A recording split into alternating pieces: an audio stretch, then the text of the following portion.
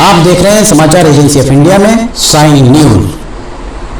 नमस्कार दोस्तों, समाचार एजेंसी ऑफ इंडिया की साइन न्यूज में एक बार फिर आपका स्वागत है। बृहस्पतिवार 26 अगस्त 2021 को केंद्रीय मंत्री प्रहलाद सिंह पटेल का सिवनी आगमन हुआ। वे मीडिया से रूबरू हुए। 25 अगस्त को नागपुर से वे जामसावरी पहुंचे। जामसावरी में पहले वे रेमंड्स के गेस्ट हाउस में सौंसर में उन्होंने रात्रि विश्राम किया।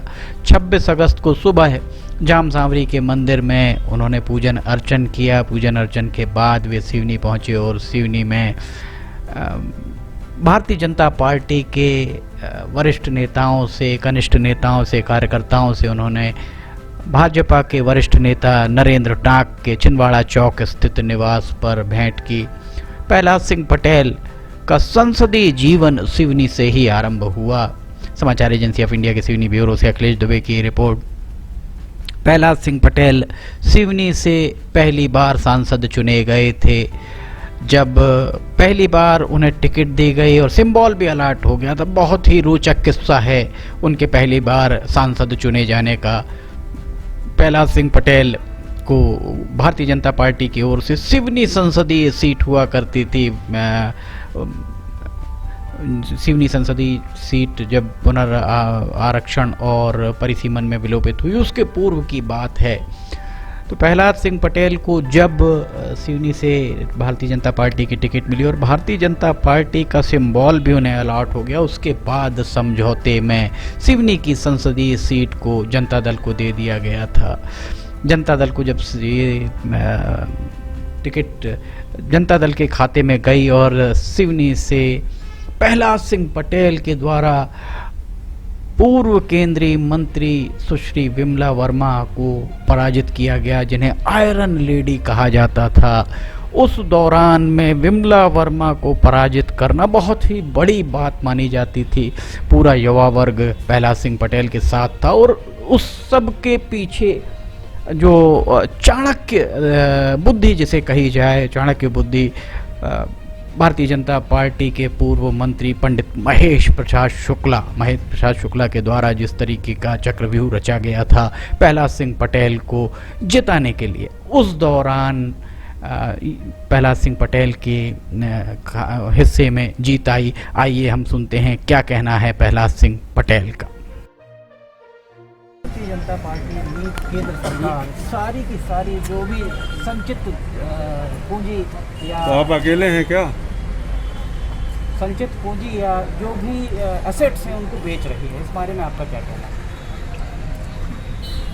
आज़ादी का 75वां वर्ष शुरू हो गया, अमृत महोत्सव के तौर पर मनाया गया। प्रधानमंत्री ने 3 बातें की। वर्तमान पीढ़ी को और आने वाली पीढ़ी के लिए ये पता होना चाहिए कि आज़ादी किस कीमत पर मिली।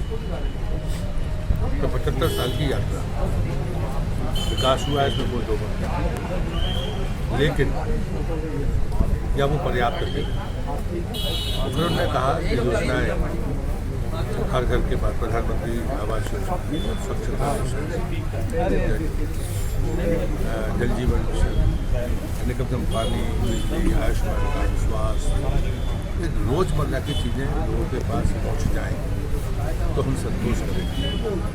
फिर बाद में उन्होंने कहा कि 25 साल जो बच्चे जब शताब्दी होगी तब देश कैसा होगा। आपके प्रश्न का जवाब यही है। जो मैं जो कह रहा हूँ कि पहले कांग्रेस अपने गिरेबान में झांक कर देखी। आपने एयरपोर्ट बेची, आपने सड़कें बेची, आपने बाकी चीज़ें भी बेची। आप जब आरोप लगाते हैं, जबकि भारत सरकार ने स्पष्ट किया कि हम उनको लीज पर देंगे, वो जो यूज नहीं हो रही है वो होगा। भारत के वित्त मंत्री के बयान के बाद मैं नहीं मानता कि कोई सफाई मोदी सरकार को देने की ज़रूरत है, लेकिन कांग्रेस से मैं जरूर ये सवाल करूँगा कि इस बात के लिए हम डिबेट के लिए सदन के भीतर, सदन के बाहर कहीं भी तैयार हैं, लेकिन कांग्रेस को ये प्रश्न पूछने का अधिकार नहीं। लेकिन महोदय, दमोह चुनाव में जब कोरोना महामारी आपने चुनाव करवाया, वो भाजपा की हार भी हो गई।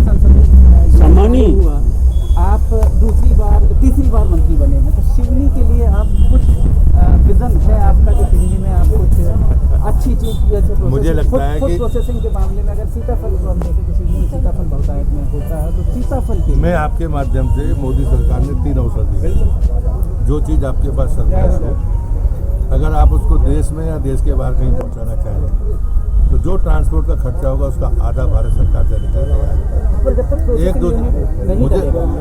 मुझे लगता है कि मतलब डिबेट करनी है कि मुझसे ध्यान देना है।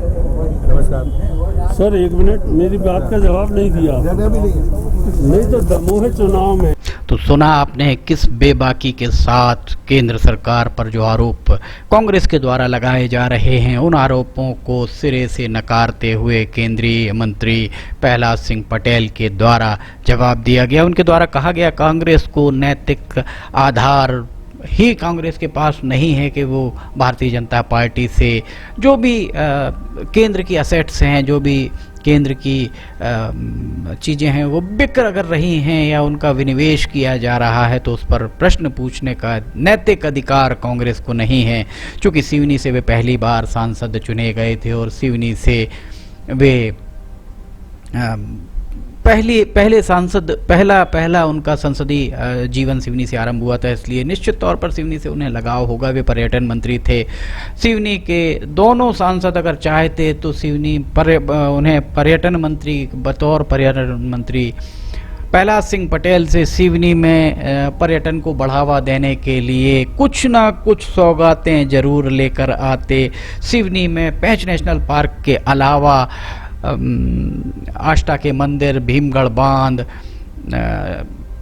का पायली डैम, इसके अलावा मुगवानी क्षेत्र में लगभग 10,000 काले हिरणों की तादाद, वहाँ एक ब्लैक बक सेंचुरी भी बन सकती है। विडम्बना ही कही जाएगी कि सिवनी के दोनों सांसदों ने इस बारे में प्रयास नहीं किया। वर्तमान में प्रहलाद सिंह पटेल फूड प्रोसेसिंग राज्य मंत्री हैं, जल शक्ति उनके पास दूसरा विभाग है। फूड प्रोसेसिंग के मामले में सिवनी में छपारा क्षेत्र में बहुत ही ज़बरदस्त तरीके से उत्पादन होता है सीताफल का। अगर सीताफल के पल्प की प्रोसेसिंग यूनिट सिवनी में डाल दी जाए, जिस संबंध में MOU मुख्यमंत्री शिवराज सिंह चौहान के पिछले कार्यकाल में MOU तक की स्थिति निर्मित हो गई थी, पर अभी तक छपारा में फूड प्रोसेसिंग यूनिट नहीं डल पाया है।